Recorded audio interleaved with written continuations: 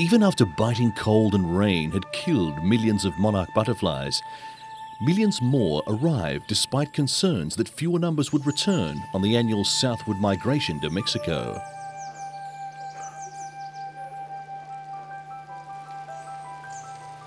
But an unusually long and severe winter in North America appeared to delay some of the butterflies' northern returns. Between October 27 and November 5, butterflies descended upon a 250-kilometre long area, just 10 million fewer than in the previous year.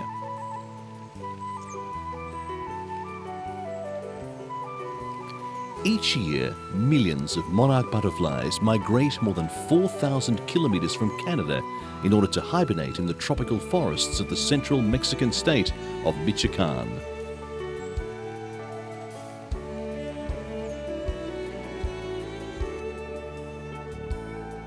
However, severe freezing killed some 65 million a few years before this was taken. The butterfly's migration, which some scientists say could be in its 5th generation, has fascinated many researchers.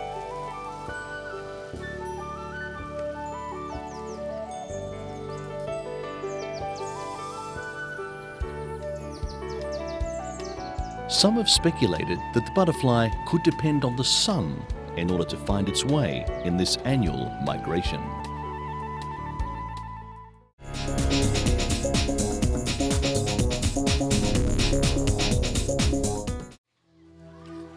Snakes are perhaps the most revered of reptiles among people all over the world, but a resident of India's northern Lucknow city opened a clinic exclusively for this venomous creature.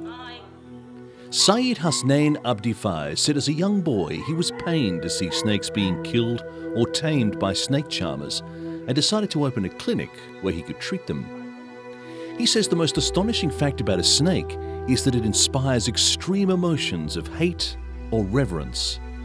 But Faiz says he is only interested in their preservation. He said there is a need to open a research centre for snakes.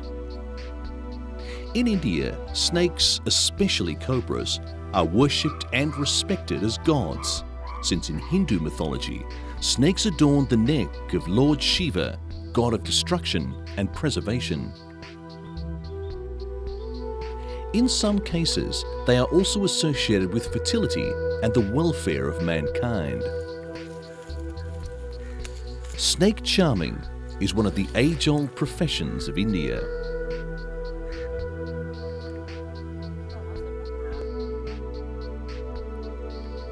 And for many tribes living in the remote parts of the country, snake charming continues to be the only source of livelihood.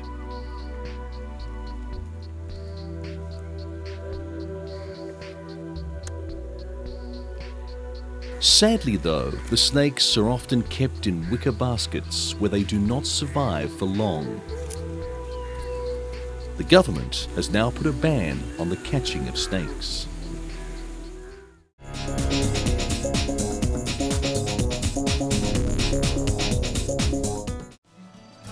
It was a party atmosphere in London's Trafalgar Square where they were launching World Parrot Day. The event, though, had a more serious purpose, that being to highlight the issue of illegal trade in endangered parrots. It is a huge problem. For the birds, it drives them to extinction, and in some cases for people who have the birds here in Europe, because many of them carry bad diseases. According to experts, 99 species of parrots are now listed as globally threatened, and half of those are specifically threatened by illegal trading. The biggest market for parrots is the European Union, and it's hoped the ban will spur action in the European Union into considering keeping it in place. The campaign has the support of leading British illustrator Quentin Blake, famous for his drawings in Roald Dahl's books. Later, a petition with hundreds of signatures of those who want greater protection for parrots was delivered to number 10 Downing Street in the hope action will be taken to stamp out the illegal trade in parrots.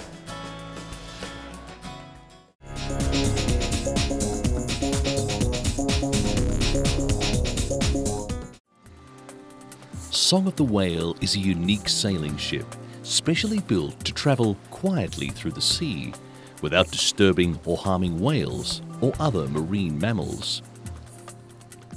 She is the International Fund for Animal Welfare's pride and joy, and the 21-metre ship was launched at a press conference at St Catherine's Dock in London.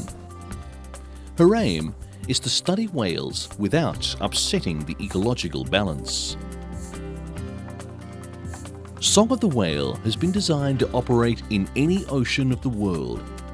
She will travel under sail wherever possible, but when mechanical power is required, the engine, generators, propeller and exhaust have all been built to reduce noise and minimise any disturbance to whales.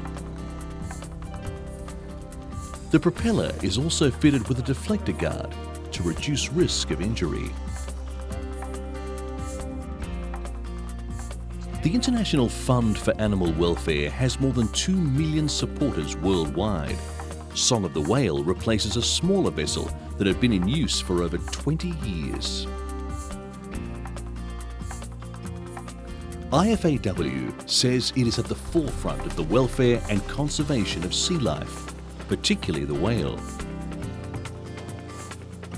It wants to ensure that pictures like these will be there for generations of humans to appreciate and not to abuse.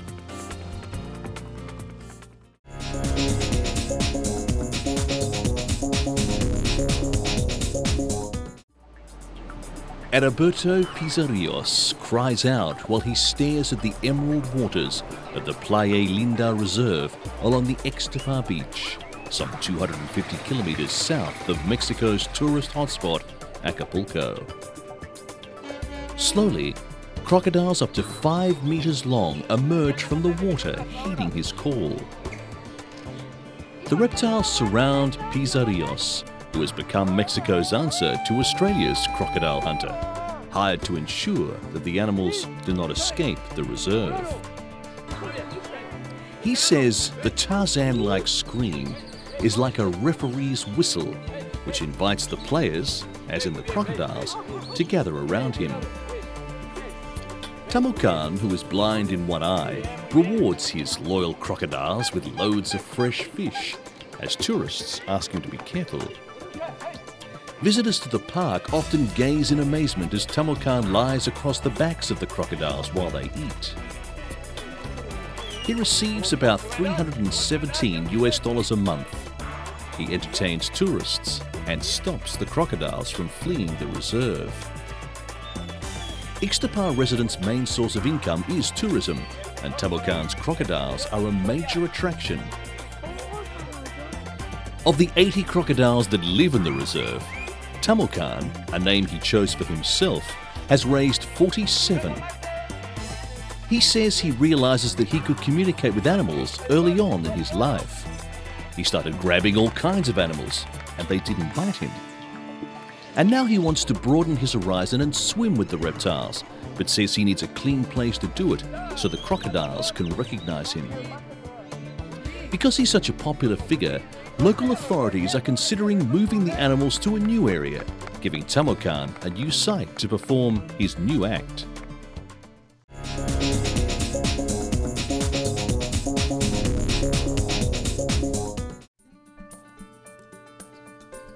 A German pensioner has adopted a female stork and her 2 young ones, feeding the birds a breakfast of dead hen chicklets in his garden every morning after the father stork was electrocuted in a thunderstorm.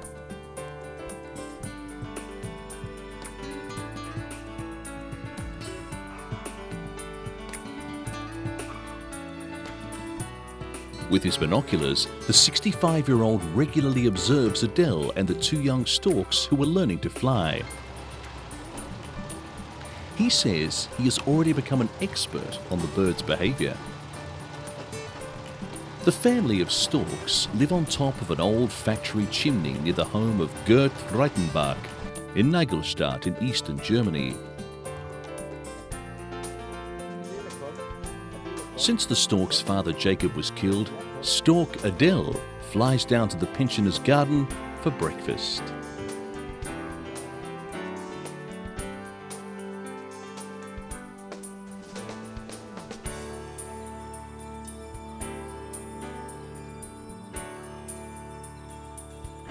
And the stork family seems to like the special treatment. Even before Jacob's death, Adele and Jacob shunned the long flight to Africa, which occurs in November, and made their way to a nearby zoo instead to stay for the winter.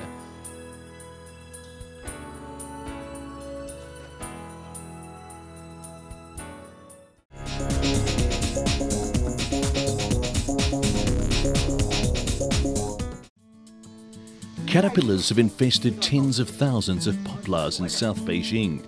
They're crawling everywhere, looking for more food. Stripped naked of their leaves, these poplars barely survived the recent scourge of the caterpillar infestation. A swarm of these greedy insects descended on the woods in the southern outskirts of Beijing and have eaten all they could. Tens of thousands of trees have lost their leaves to the grub. These poplars had been planted a few years before as part of a campaign to turn Beijing into a greener city. This at a time when the Chinese capital was fighting increasingly more sandstorms. Authorities hoped the trees would consolidate loose earth in a green belt around the city, but then gave up on this kind of poplar tree because their spring seed, flying everywhere in big white fluffs, soon became a nuisance. Abandoned with no one coming round to spray insecticide, the young trees were quickly infested with the caterpillars of moths. China regularly faces pests like these that destroy entire crops in a short amount of time, with locusts being the most common plague in the country's north. Residents in grub-infested South Beijing have tried out a number of ways to kill the caterpillars, burning and drowning them, but they failed to get rid of them completely.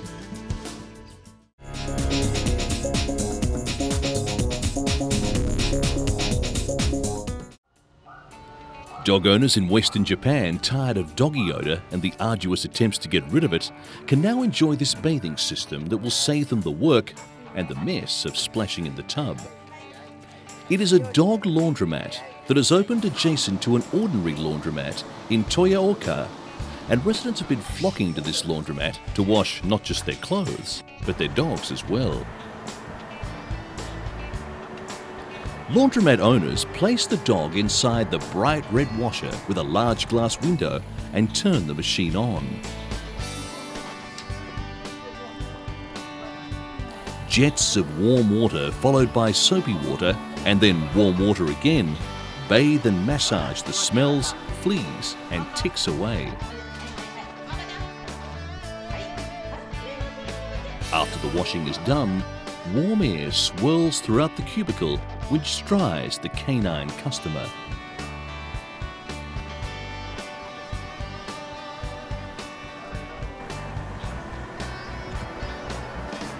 The result is a sweet-smelling, fluffy dog.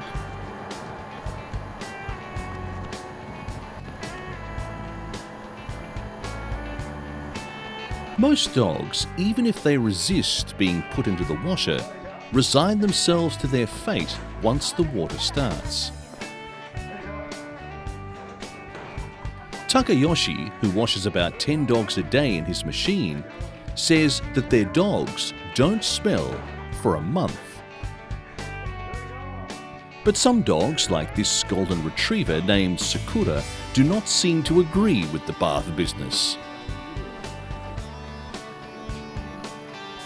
While owners claim to be delighted with the convenience of this dog laundromat, some of the pets seem to be frighteningly eager for their ordeal to end.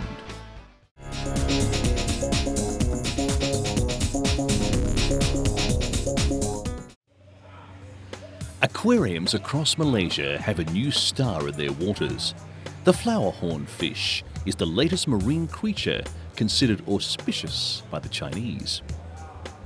The fish can be found at coffee shops, retail outlets and private residences as fish breeders cash in on this trend and the demand from enthusiasts.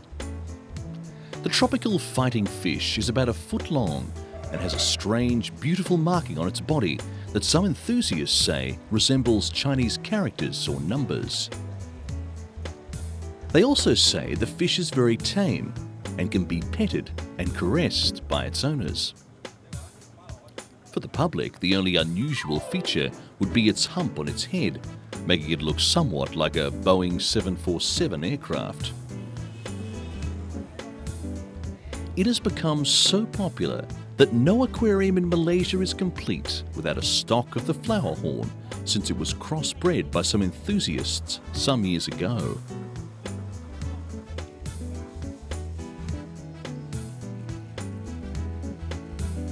Urban legends also abound about how lucky this fish is, with reports of owners striking lotteries.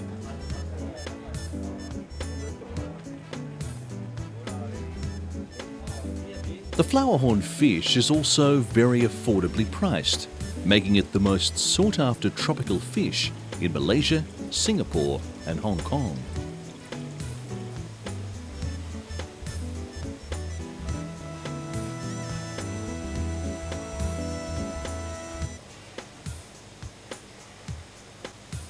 Flowerhorn fish fans say as it grows, it develops markings on its colourful body.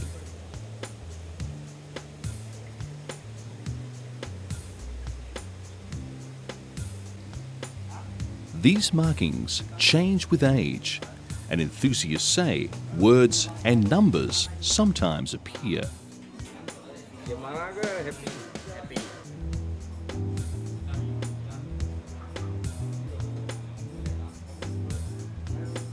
Enthusiasts also say this fish is popular because in 2 million out of 2 million, you would never find one fish the same as the other. There are no twin fish. They are absolutely unique, according to aquarium owner C.V. Chia.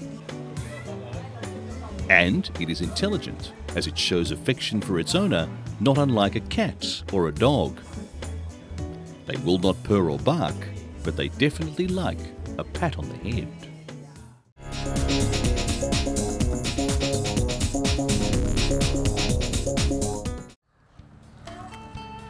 This is possibly the strangest looking member of the pig family. And the barbaroussa is also the most endangered.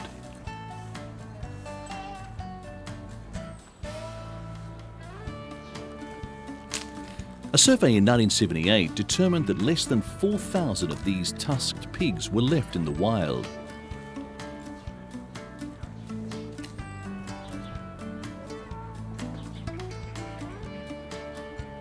In its home region, the tropical rainforests on the Indonesian island of Sulawesi, the animals are threatened by habitat destruction and overhunting.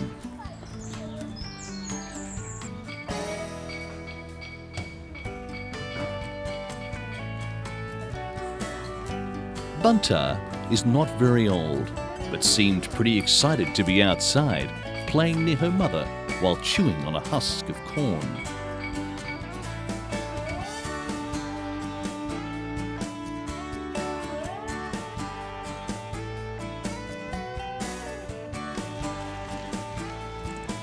The animals' litters tend to be small, just 1 to 3 babies, and breeding in captivity has not always been successful.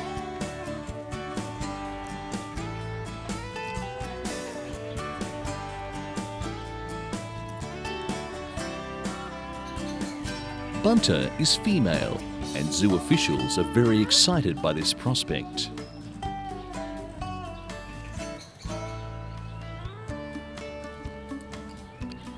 The barbaroussa is one of about a dozen species of wild pigs that are scattered across Africa, Europe and Asia.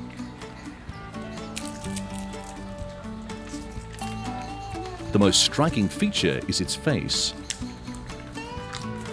Besides being armed with a pair of slashing lower tusks, males sport a pair of upper tusks which erupt through the top of the snout and curve back towards the eyes.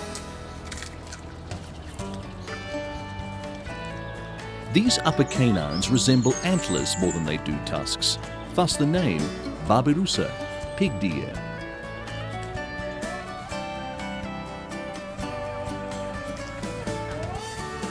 Their purpose remains something of a mystery, but it's thought to have something to do with courtship rivalry displays.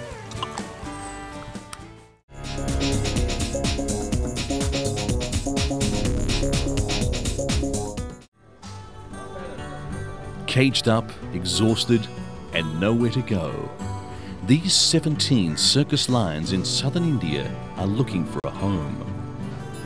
The former crowd pullers were among hundreds of animals freed by circus owners after the country's apex court banned live performances by wild animals. Supported by their owner for over 2 years, they were finally brought to Benragatta, a rehabilitation centre 30 kilometres from Bangalore.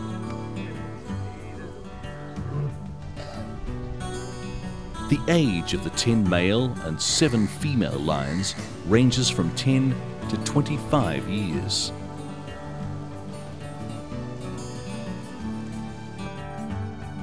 These lions cannot be released into the wild as they were born in captivity.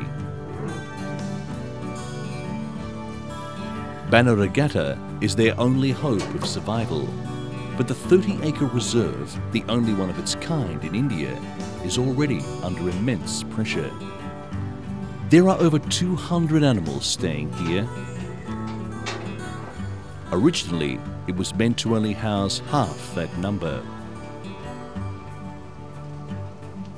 Officials say plans are underway to start rescue centres in 6 other states.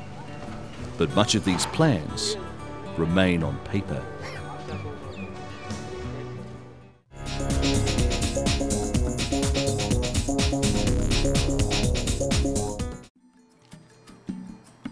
Keepers at the London Zoo were contacted and asked if they would accept 4 red spitting cobras that had been confiscated as part of the illegal pet trade.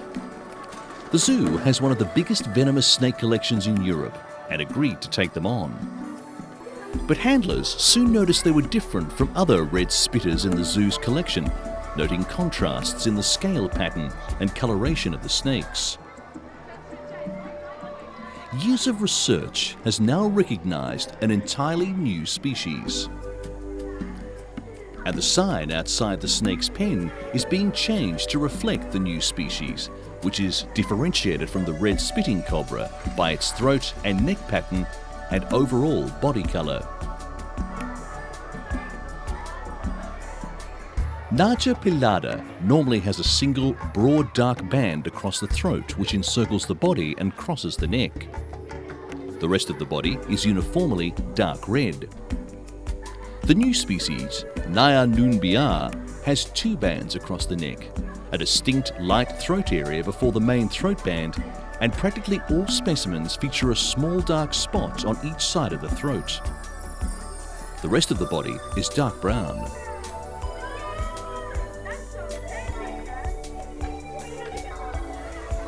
A clutch of 10 eggs was recently produced by the cobras, all of which hatched successfully.